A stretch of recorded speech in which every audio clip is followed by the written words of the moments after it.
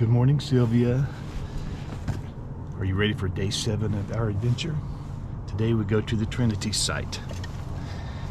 It's a brisk 40 degrees and a bright, clear, calm day. It's going to be a good day.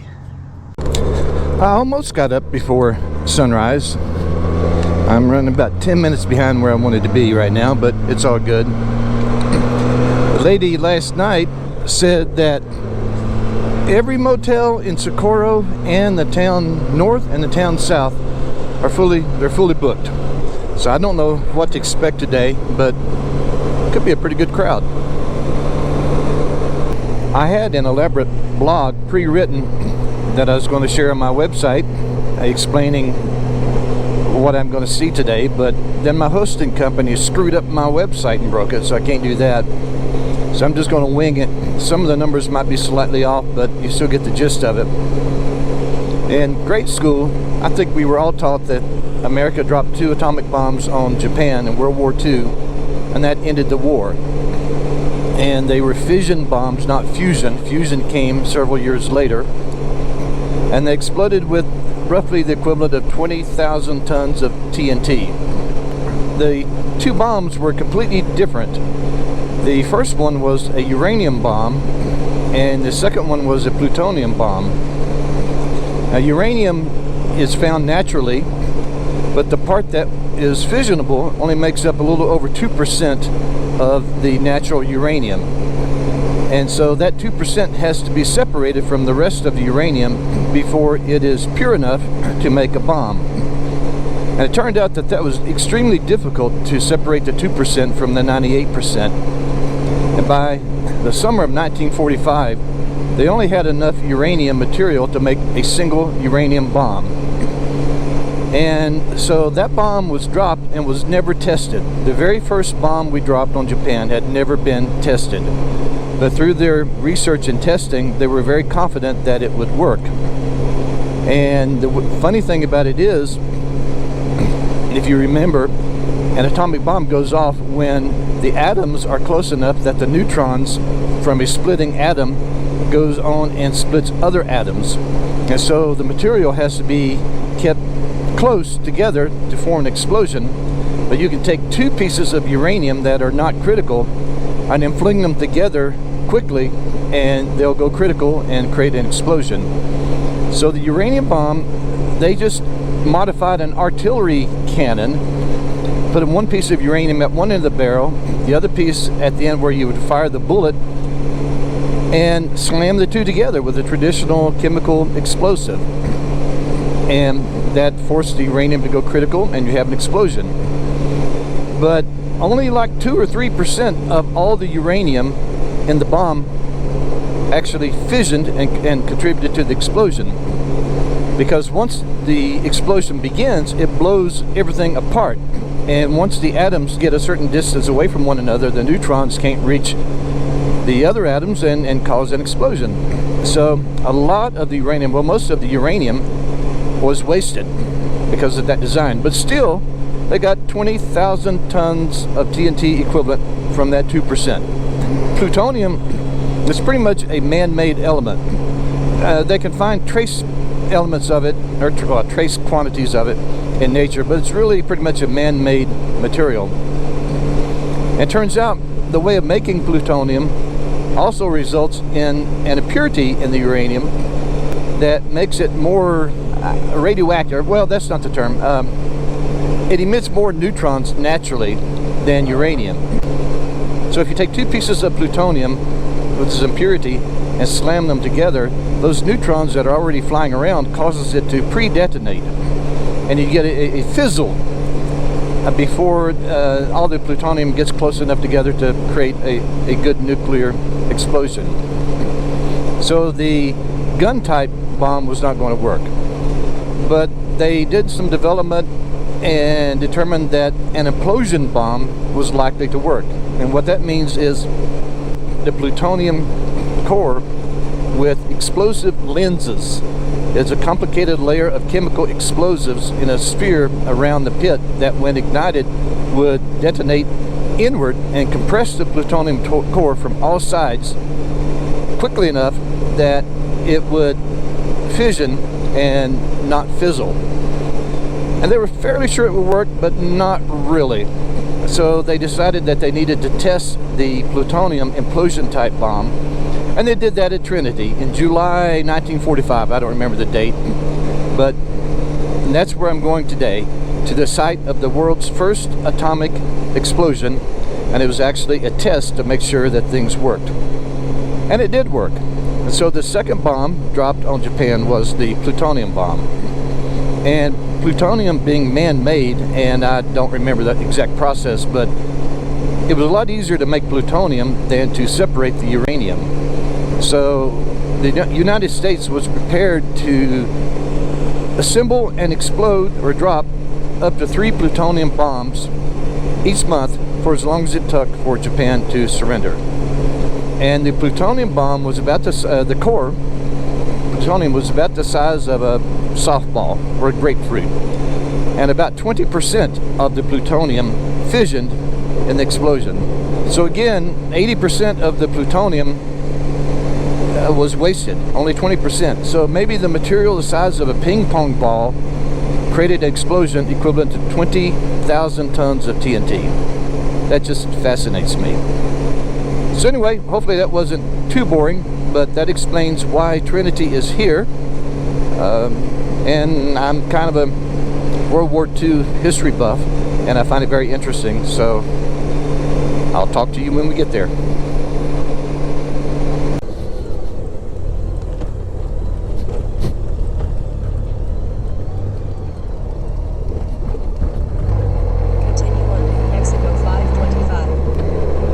In all my years of traveling in the West with open range, this is the first time that I've seen cattle along the road on open range. They seem very happy. Howdy. Howdy. Howdy.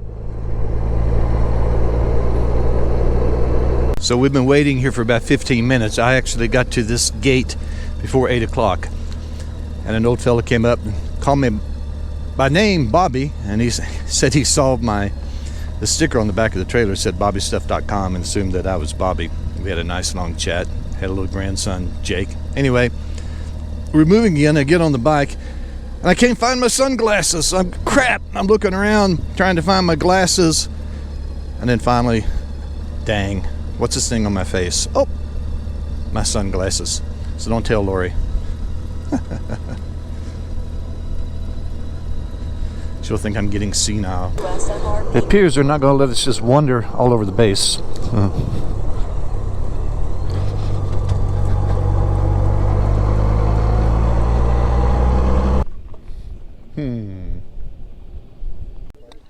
So this is a mock-up of the Fat Man, the plutonium bomb that was dropped in World War II.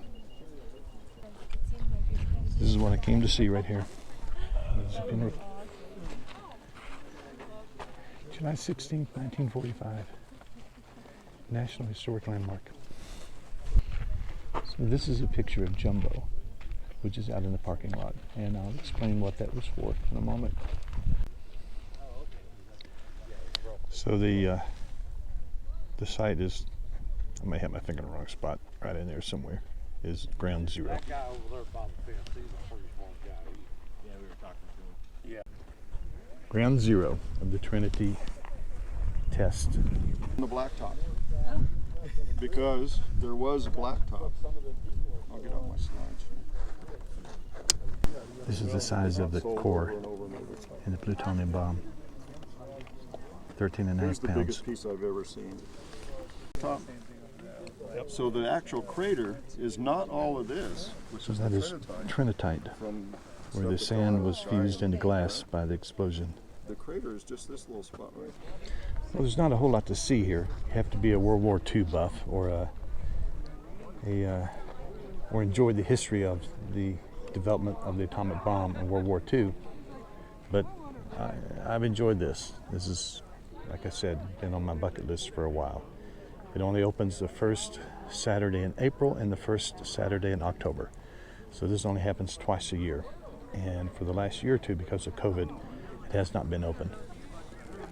You may have heard me say before that I don't talk politics or religion because everyone's already got their mind made up. And there's a lot of controversy about the development of the atomic bomb in World War II and whether we should have dropped it on Japan. Some people said that, or say that we should have done a demonstration before dropping a bomb on a city. But we were already killing 100,000 people at a time with firebomb raids over their cities. And Japan was going to fight to the last person. I think I've read it was going to take over, they expected over 500,000 casualties to invade Japan. There were plans, they were already planning, getting things in place to invade Japan. And it was already well known that an atomic bomb was possible. Scientists in the 30s and earlier had already published papers about the possibility. And so other countries were going to develop the bomb. It just takes resources. And the United States had the resources, the technical know-how to create the plutonium, separate the uranium in order to create a bomb. And so other countries were going to do it. So our nation would have been forced to create our own bomb at some point, especially with the Soviet Union in the Cold War. They were intent on world domination, and I don't think that they would have been hesitant to use atomic bomb on our country. So, yeah, everyone's got their opinion. I really won't state mine, but there was no question that we had to develop the bomb. I guess the real controversy is whether we should have dropped it or done a demonstration or just threatened, and you know, what's done is done. So this is Jumbo, weighed 214 tons. Look at the thickness of the wall. And the purpose of Jumbo, in the very beginning, or rather a few months before the test, they were still unsure that the implosion type bomb would work. Because implosion, remember, it's a ball of explosives with the plutonium in the middle, and the ball is made of these lenses, I forget how many, and they all have to explode at the exact same time and compress the core equally from all sides. If not, part of the core would squish out and you would not have a complete explosion.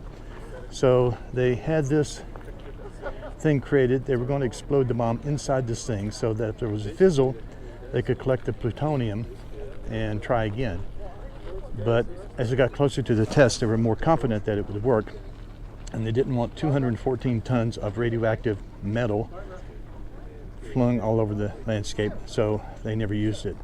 And I think later the Army exploded some TNT in it. I forget how many tons of TNT, and blew the end out of it.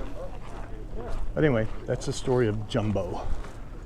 I always enjoy the story behind the story, or the logistics behind the scenes. And I don't know if you can see, but right over there, seems to be some type of portable observation thingy.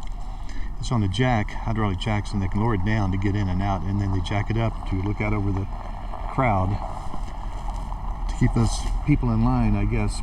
Anyway, there's security everywhere.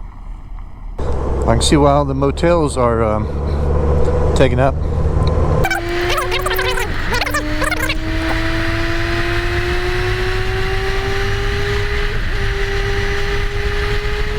If you've made it this far in the video, then thank you. And I've got one more thing to share.